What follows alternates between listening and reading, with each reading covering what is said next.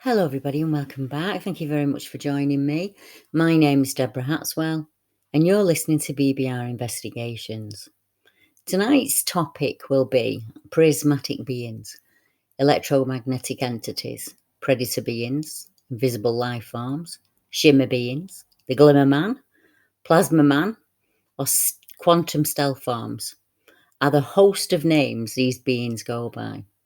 Not their name for themselves, but ours, the names that we give them, the people that see them. We have no understanding of these beings, no way of knowing what their purpose or objective is.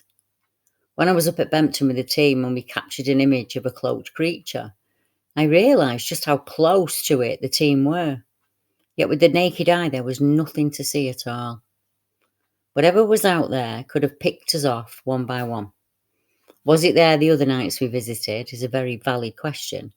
And I think you'd agree with me when I say, if they can be right there in front of you, invisible, how many times have we all been within their clutches without ever knowing? Over the last few weeks, we've taken a look at some of the reports that come into BBR. We've looked at werewolves and dogmen, Bigfoot and Woodwose, Shucks and Paranormal and UFO accounts. Tonight, I'd like to talk about one type of report that comes in that up to now defies all logic. The sentence I usually hear is, you could see the tree moving, but not what was moving it. Or, it looked like Predator from the film. I have reports for you from the UK, the US, and the Philippines. The shimmering light beings. In 2012, Simon Segura and his then partner were shadowed by something impossible to name after visiting Tockholes in Darwin. Tockholes is a place I know well. There's a little car park just off the main road where myself and Mark go for a cuppa and a skywatch. It's way out on the moor, so there's less light pollution and very few visitors. We walk our dog there, and it's one of our favourite places to be, watching the sunset before driving home in complete darkness, as there are very few lit roads out there. One chap who was visiting the area with his then girlfriend encountered the strangest of beings. Both himself and his partner saw the beings and described them as looking like a predator, the cloaked being from the film. The little figures looked like human males, but they were only around 2 to 3 feet tall. One of the beings jumped up onto a wall in one leap, and they seemed interested in the couple as they followed and watched what the couple did. Simon's girlfriend tried to communicate with the invisible little men, but they made no attempt at communicating back. Caroline asked Simon if he'd encountered anything like this before, and he said no, but on 2 following occasions whilst out with his girlfriend, they did encounter the beings one other time. Simon described the beings as shimmering, almost invisible. Here's his encounter in his own words. He said, I've never seen anything like them before. They seemed to approach and surround us. They looked like little men, but they were invisible. We couldn't see facial expressions or anything like that, as they were see-through. And even though you could see they were perfect human shapes, they were no bigger than 2 foot tall. My name is Si Sigard, and we're in some woods in Tockholes in the Pennines, and I had an interesting experience here in 2012. I had an encounter with something very strange. I was me and my girlfriend at the time. We were suddenly surrounded by little figurettes of transparent. They looked like the Predator in Aliens, but they were only about 2 or 3 foot tall, and they surrounded us and they were following us. And out of the corner of my eye, I could actually see what they were. They looked like a little fella in a long blue coat like they had in the 18th century. And I was watching them all around us, and it was just so weird because it was just like they shimmered. They didn't appear threatening, but they just appeared curious. So we walked along this stretch of Tockholes woods along the path, and they just followed us along the path. I've never seen anything like it, because when we stopped, they stopped, and you could see through them. So that's my encounter with something very, very strange. They just went into the woods, and they just walked off and disappeared into the woods when we reached the reservoir. So we're walking along, I think we're just south of the reservoir, and as we walked around the bend and came onto the reservoir, they just stopped following us, and we just crossed over the reservoir, and they were gone. And it was just like It had human proportions, like an adult proportions, but it was only 2 foot high. How did it move? It just jumped, but it leaped up onto the wall In a single bound? in a single bound. It was, when was it? It would have been about August 2012, so it was a summer's day, a warm summer's day. As you heard, Simon found it really hard to describe what he was seeing. These beings were cloaked somehow, so their outline is seen, but not the true self, so to speak. No doubt there are thousands of explanations, from jinn to quantum cloaking beings. In the northeast of England, there are 2 reports that will explain a little bit more about the behaviour of these beings. Now, a prismatic thing, as it was described, was seen in August of 2019. And I did notice that Simon said his account happened in August, summertime, but 2 very different areas. Witness report from Jay Huff. I work in Durham, and part of my daily walk to work takes me along Quarry Heads Lane. It's a small lane which skirts the famous peninsula with its cathedral and castle. The road has a row of tall trees and a school field on one side, and the steep wooded riverbank on the other. So it's completely enshrouded with trees. I studied ecology at university, and I still have a great appreciation for wildlife. So I take the opportunity to scan the trees whenever I'm out and about, since you never know what you might see. Even the centre of Durham City is surprisingly rich in wildlife. We have bluebell woods surrounding the riverbanks, and I often spot squirrels and jays and nuthatches during my walk to work. On this particular morning, I'd walked past the majority of the trees, and I was just approaching the edge of the wooded area when something caught my eye. Up in a tree on the other side of the road, on one of the lower branches, it was waving about as though something was moving around on the branch. On the branch was something which I can only describe in my head as a prismatic being. While there was nothing immediately visible on the branch, whatever this being was, it was somehow refracting light. Its outline was splitting into panes of rainbow colours, just like the light reflection from a cut diamond or one of those old-fashioned glass prisms. And it was the movement and the flash of blue light that first caught my attention, but there was definitely other colours in there too. Where it wasn't refracting the light, the creature was completely see-through, and I could definitely see leaves through it. I did a double take, as you would, and I wanted to make sure that I'd just seen something odd. It was a trick of the light, but it wasn't. And it wasn't light reflecting off my glasses. When I looked back, it was still there. And I made a mental note to get an idea of just how big this thing was. I'm used to seeing squirrels in the trees, and this thing was definitely bigger, probably the size of a cat. Not wanting to intrude or scare it off, I walked on, leaving it be, although the temptation to stop and stare was immense. I've been trying to rationalise what I might have seen, but I can't. It's a visual migraine, or something like light reflecting from my glasses because they can't stay focused over one spot in the scenery. It was none of those things, and I came up with them all to explain it away.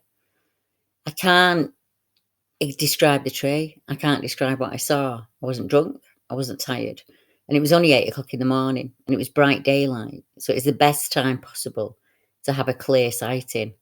And yet I still don't have a clue about what I saw.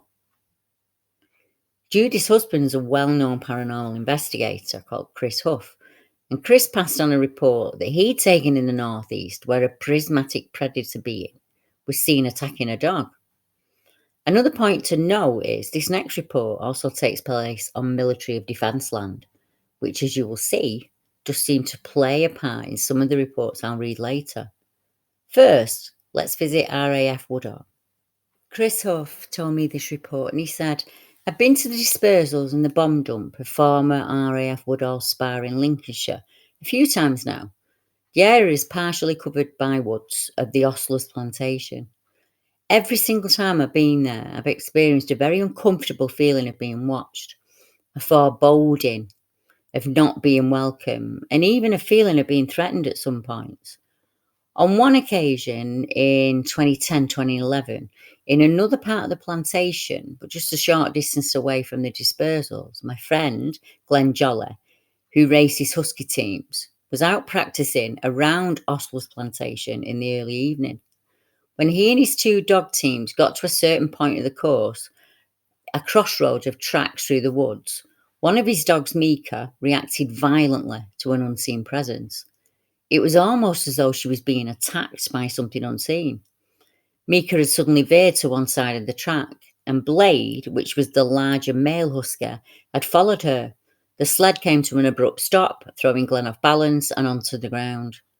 And then as Glenn watched, Mika was on her back on the ground, howling and whining as though something was on her, attacking her. And at this point, Blade stepped in and stood over Mika on guard. He had his eccles up and he was snarling, which seemed to cause whatever it was to retreat to a nearby tree. For Blade, still on guard over Mika with his hackles raised, was snarling and staring at a point about 8 feet up in the tree. Glenn didn't see anything, and he eventually managed to get the sled in order and move off for the van and home, somewhat shaken by the experience. It would seem that the animals had no problem seeing whatever was attacking, yet us humans cannot. Is it some kind of biological thing, technology natural to beings we have no understanding of? Or is it a technology produced by an unknown hand? Our next report also takes place on military defence land, in an area where tunnel systems were built on old sacred sites here in the UK. Witness report. I was visiting an abandoned tunnel in Dorking-Deepdene, which I'd been to before with my 2 friends. All went fine, and we got some great pictures. And when I got back, I told my brother, and he really wanted to come out and visit there. So I took him back. It was late in the evening when we went back, and we found the tunnel easily. And just before I was about to climb in, he tapped me on the shoulder and said, "I can hear something." So thinking it was other explorers, we stepped back a bit and stepped back into the trees. And we listened. Couldn't really hear anything, so I suggested we carry on and go back to the tunnel. I hadn't really noticed the 2 dogs barking in the distance, when all of a sudden this loud roar, which I can't explain, happened, and it shut the 2 dogs up straight away. And it was the silence that made me realise the background noise of the dogs had stopped, and I never heard them bark again after that roar. The next second, all these branches started to snap, like something was coming rapidly through the trees towards us, and it was moving the trees. It was breaking and snapping branches like they were twigs, and then it stopped suddenly and went silent. After a couple of minutes, my brother said, "What the hell was that?" And I slowly whispered back, "I don't know. Just don't move. Whatever it is, it's big." And we just stood there for around 10 minutes in silence, not saying a word to each other. We just listened.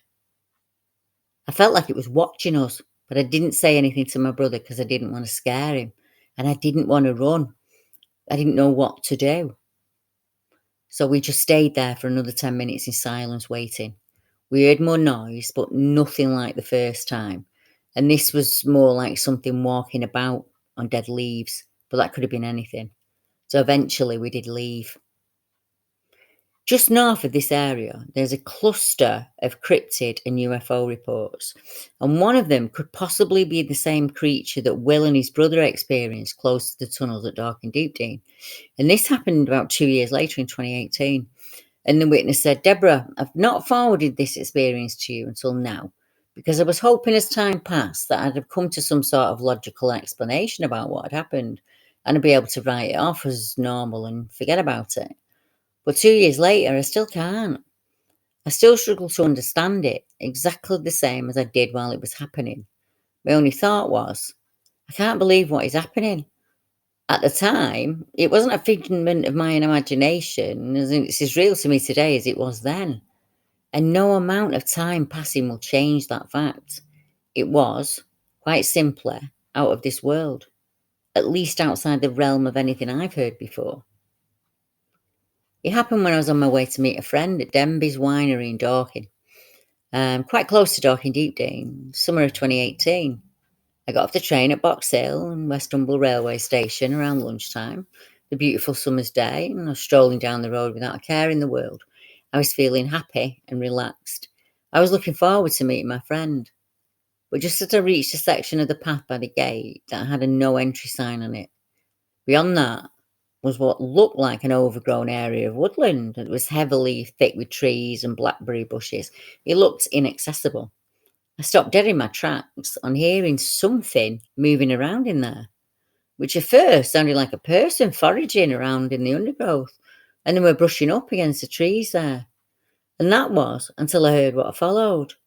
The sound of unbelievably heavy footsteps on the ground close by. But the maker of those footsteps was completely out of view. They were invisible to me.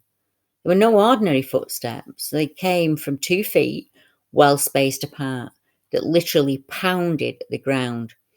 It was so loud, I ran across the road feeling terrified, thinking what on earth could make that much noise, and how huge it must have been, as I realised no human was capable of doing that. As if that wasn't bad enough, what followed was even louder.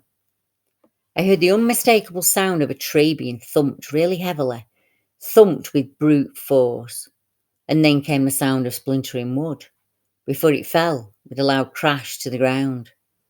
I could not believe what I'd just heard, but instinctively I knew I had to get away from there as soon as possible, which is what I did.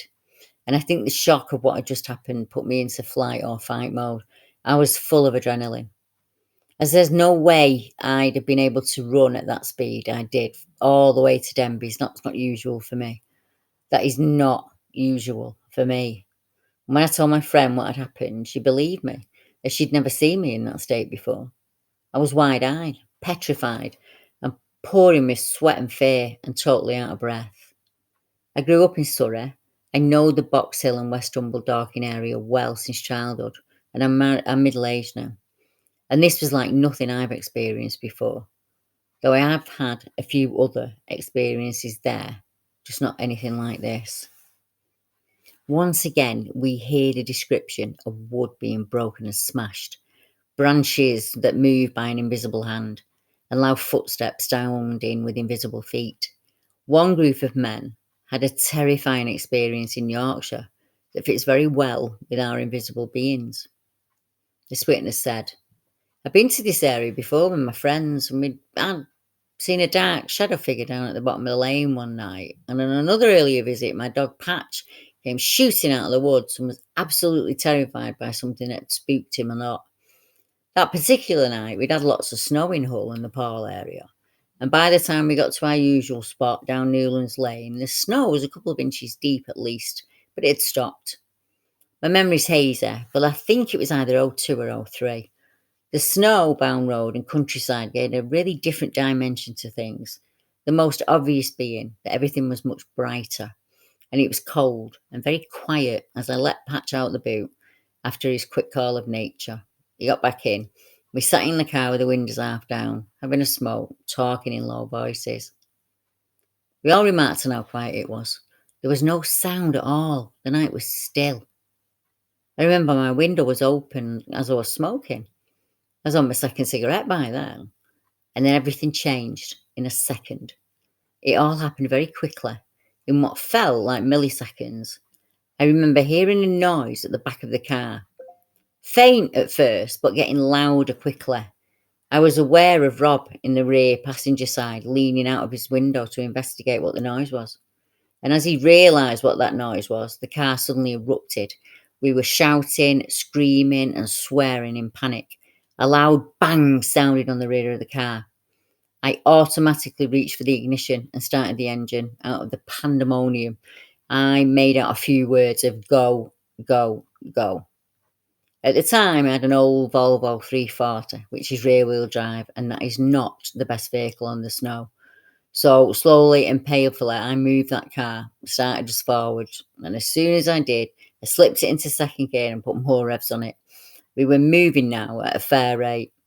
I brought the car up to about 30 miles an hour, with crazy speed on that road, but it still seemed way too slow. We cleared the first bend, and against great protest from my passengers, I pulled over roughly about a quarter of a mile at another passing place. It was only now I realised that Rob was in the back and he was sprawled across the back seat holding his head. Had he been attacked? No. Apparently, he'd banged his head hard on the door, on the frame of the door, in panic, trying to get his head back into the car after what he'd seen. That was the loud bang I heard. He was okay, with just a slight cut on the back of his head. I hadn't seen anything, but I did hear it. What I'd heard a second before the panic was footfalls in the snow. You know, that crunching sound that feet make on new snow. John and Rob were scared, but also excited. They kept saying, "Did you see it?" over and over. Also, what was that? I was scared too, but I hadn't seen what they had. John had seen it initially by looking out of his passenger window, then through the wing mirror. Rob had been closest and saw the whole thing, with his head hung right out of the rear door. What had they seen? This is going to sound insane, but I believe them. I've never seen anyone that scared in my life, even to this day. Rob and John's descriptions were the same. Rob said he'd heard something approaching the rear of the car, like I had. He stuck his head out the window and looked back, and he saw footprints appearing in the snow. There were no feet or legs or body, just footprints coming towards the back of the car. He even described the snow flicking off non-existent feet. John's description was the same. It was unbelievable, but yet we'd experienced it. I was a lot of things at once. I was scared, excited, stressed, but also curious. I had to know. Again, against protest, I slowly turned the car around and headed back to where we'd been parked. I drove back, and you could see the footprints in the snow. They led into the field beside the car, about 15, 20 yards from where we were parked. Clearly, whilst we were talking about what we'd seen and heard, it had been following us. It had got almost right up to the car. We followed the prints slowly this time with the windows up and the doors locked. Returning to the original parking spot, we noticed that the prints went right past where the car had been parked. And when we set off, it would have been right up against the passenger side of the car. We kept on following the prints, now clearly standing out in the snow. They ended, or rather began, in the middle of the road, about 100 and 150 yards away from our original parking place. Another man had a similar experience when he was driving for a living, and what he described it as was invisible monkeys. And this happened in Newport Pagnell. And it's Andy Boo's report, and he said, he's a driver, he drives the roads of the UK, and on a number of deliveries, he saw something impossible to explain. Now, seeing a creature can be terrifying and a confusing event. Seeing something in stealth mode, moving through the trees, is impossible to describe. How would you feel with that? How do you put that into words?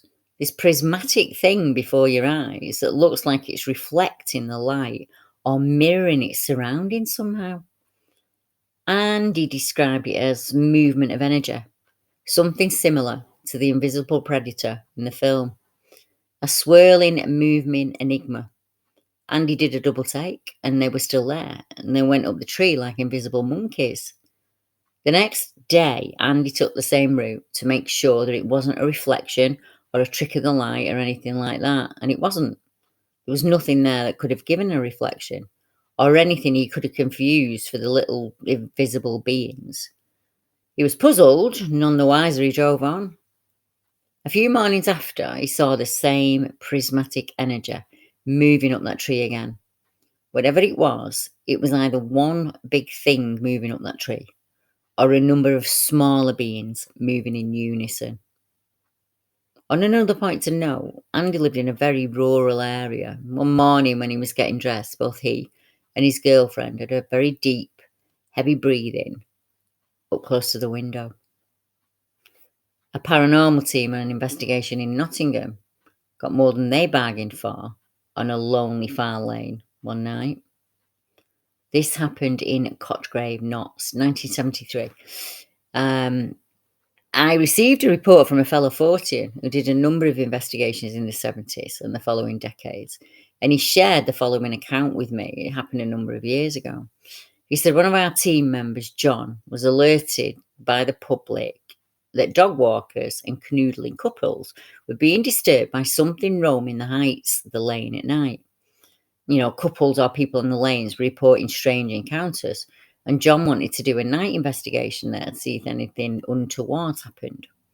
A short time later, on Saturday night, along with several paranormal investigators, we set off for the area in a Dormobile van, arriving there about 11 p.m. We parked approximately halfway down the lane on a short grass field facing the way we'd entered. There's two small woods, one on either side of the field. There's one on our left, and that contains a small quarry. So we patrol the area in pairs, carrying one walkie-talkie and a torch.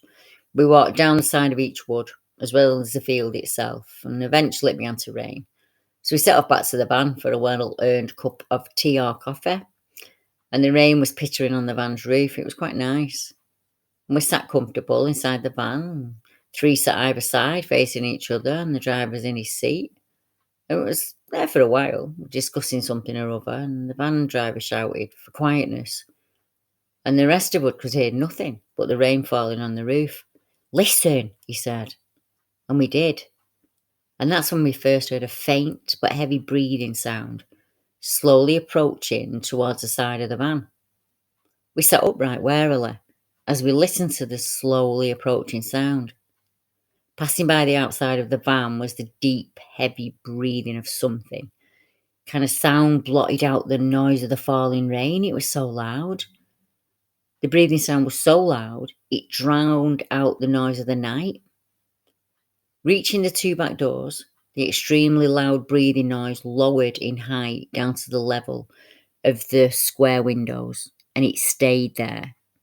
The back door windows were approximately a foot from the top of the doors themselves, and something was staring through one of those windows at us, and we couldn't see a thing, not a sign of anything standing there. But the heavy, stentorian breathing continued unabating all the time. Ron, sitting next to me and nearest to the back door on his right, raised his left arm into the air, holding a heavy foot-long rubber torch, and holding it like a club. That's how frightened he was. I suppose, even against an 8-foot something or other, that had been useless.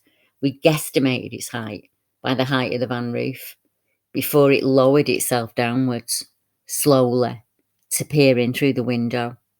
And that's exactly what it sounded like, as if something around 8 feet in height was watching us through the window of the van, breathing heavily the whole time.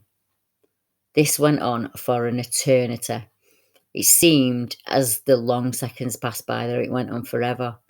Listening to that loud, heavy breathing, we've got our eyes fastened on the door handles in case they begin to be pressed downwards for the door to open.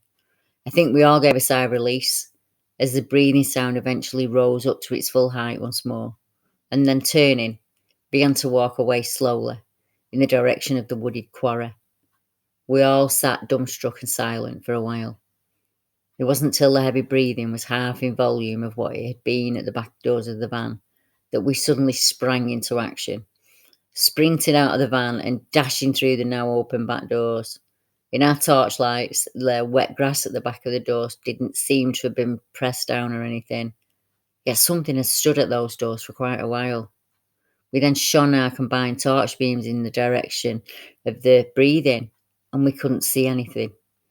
And it just continued to slowly walk away in the direction of the small wood with the quarry in it.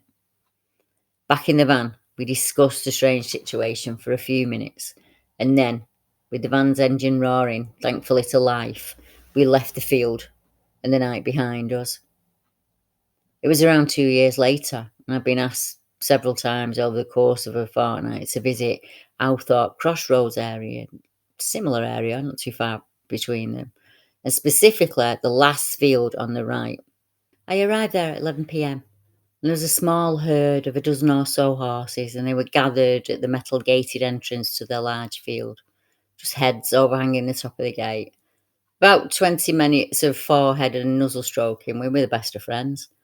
All was peaceful and quiet. There was a tall, thick hedge separated their field and the one next to it, which I was about to enter. There was no gated entrance to this field then. It was just a wide open gap. Entering the field, I walked by the side of this wide, tall hedge, which was separated from the country lane on its left towards the crossroads on the Foss Way, which again was separated from a large field by another tall hedge. I gave myself 2 hours and then I'd be away. Time passed slowly. Even in the best of moonlight, I could hardly see the opposite end of the field that I was standing in. Several cigarettes later, the time was about 12:30, and it was then that I heard what at first I thought was a small animal scuttering about, a hedgehog or a stoat, in the hedge bottom. However, the sound continued to slowly increase in volume, as whatever was making it was slowly approaching down the lane side of the hedge behind me. It wasn't until a dozen or so long seconds later that I finally recognised the noise. It didn't sound like snuffling now, but it sounded increasingly like loud breathing as it approached, and it was identical. It was deep and heavy breathing that I'd heard at Colwick Heights when I was in the van. My senses were fully alert, and as it passed me on the other side of the lane's hedge, the deep, heavy, noisy breathing sound was once more overwhelming, as it had been as if it stood at the back of the motor van on the heights. But this time, there was no van to shelter in, and no other investigators on site. I was on my own. My reflexes and mind were in a turmoil. I didn't know whether to stay or flee. But I was inwardly angry about all the paranormal activity my family and my friends and myself had witnessed and suffered since 1968, never given any answers or ever being given an answer as to why. I determinedly stuck my heels in and decided to stay and hold my ground, but not without forming a quick escape plan if whatever it was seemed aggressive as it came slowly moving towards me.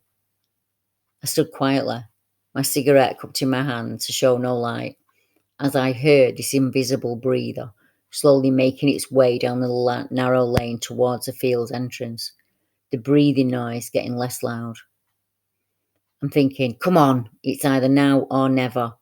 I just desperate to see what it was. I'm looking in the moonlight and I just couldn't see it. And it was when the breathing noise was half as loud as it has been, and I heard the horses playing up, and they began neighing and snorting and stamping the ground heavily with their hooves. After a dozen long seconds or so, I heard them turn as one and race pell-mell into the distance across their field, and they were snorting and neighing loudly. The hooves were thudding as they went, and my resolve to stay vanished in that instant, and I left. Can you imagine being in the van with a team? Something 8 foot tall that was interested in you is bad enough, but something that is completely invisible to you is a whole other level of fear. You can't fight what you can't see. How do you outrun it? What direction do you flee from an invisible being that you can't see? What's the escape route there? In our next report, a man who was cutting trees close to Henley encountered a creature he could not see. What he could see was the trees shaking and snapping as the invisible creature made its through them. He couldn't see what that creature was, though. The witness said, I was told by a very good friend a number of years ago now about an incident that took place probably 20 years ago when I was a groundsman to a tree surgeon, and he was about 15 years my senior. I was his apprentice. I'll call him George for now. In those days, we lived in different parts of Wales, George and I. He was in the east and I was in the west. We got together and travelled down to Oxfordshire to subcontract for firms down there, as the money was always better. When we worked away, we always camped in either tents or caravans, whatever was the cheapest option to save money. And if we could camp or stay on the job site, that was even better, as it cuts out the travel to and from. On this occasion, George was down there without me, and I know the village well. I'd stayed there many times before. This location's on the edge of a village called Stoke Row, not too far from Henley on the Thames. We used to camp behind a pub called the Crooked Billet, which is on a quiet lane. It's a small field behind it, backing onto beach woodland with public access. A nice area, pretty quiet. George told me that one day he'd gotten back from work and he was lying down in his caravan after a hard day's climbing, probably around 5 or 6 p.m. He began to hear the noises of branches snapping in the woods nearby, and at first he thought maybe children were playing, making a racket. However, the noises became louder, so much so that he eventually decided to go and investigate, as it was interrupting his rest. As he approached the woods, he could hear what sounded like large limbs being snapped in the canopy above him. Even more curious now, and not being able to see the source of the sounds, he headed straight into the woods to find out what was going on. At this point, the sounds of breaking branches seemed to move off through the trees away from him, and he was never able to see what was up there. He said, it was as if something invisible was moving through the canopy with ease, as if it was moving away from me, whilst all the time being unseen. George also said he found large, freshly snapped off branches as thick as his arm on the ground. His conclusion was that it was something like an invisible orangutan. It had to be, to climb so fast and to be so strong, he said. He said it went through the top of the trees moving fast, but I couldn't see it. I could hear it smashing its way through, and I could see the movement of the limbs and the boughs being smashed, but I couldn't see it at all. My next report comes from the United States, and it was shared with me via email by the witness himself. He contacted me after an experience he'd had with what I believe to be an invisible being. As we discussed earlier, the names for them are varied, and we may not be dealing with just one kind of being. In fact, it could be many. Daniel said, I'm 40 years old and my name is Daniel Velasquez. I'm a construction worker in Seattle, Washington, and I want to share with you my own experience with the predator, or as you all call it, the Glimmer Man. Up until now, I thought that maybe I was going crazy. This is the first and only experience I've ever had with anything paranormal or otherworldly. It was a very brief encounter, but I know what I saw, and this has made me question everything that I know. This was late August. The year was 2018. I was riding in the passenger seat of our work truck with my boss driving, and another worker was sitting in the back. We're on our way to a job site in Seattle, and we were exiting the I-5 freeway, which is the main interstate between Canada down to Mexico. As we were exiting the freeway, I was just sitting back in my seat, and as I looked to the right, I saw this predator figure moving to its right. I jumped up in my seat and I said to my boss, oh my God, can you see that? Look. I was absolutely stunned. There was a little outcropping of trees, and beyond that, there were 3 or 4 homeless people just going about their business. They seemed to be clueless about the figure that was walking about 20 yards in front of them. I was absolutely shocked, and I didn't know what to say or do. I only saw the figure for about 4 or 5 seconds, and when I turned to my boss to ask if he was seeing this, and then turned back to where it was, the figure was gone, or I'd lost sight of it. It was exactly like the predator figure in the movie. Not the alien form, but the cloaked version. In my 40 years, I have never seen anything like that. My wife's the only person that I've told, because I don't want people to think that I'm crazy. So I am glad to hear your show about the Glimmer Man, Debbie. Another gentleman contacted me via YouTube to share his experience with an invisible being. He said, hi Deb, I'm an Australian guy who has a partner and daughter in the Philippines. We have a house on the outskirts of town, but it's still quite residential.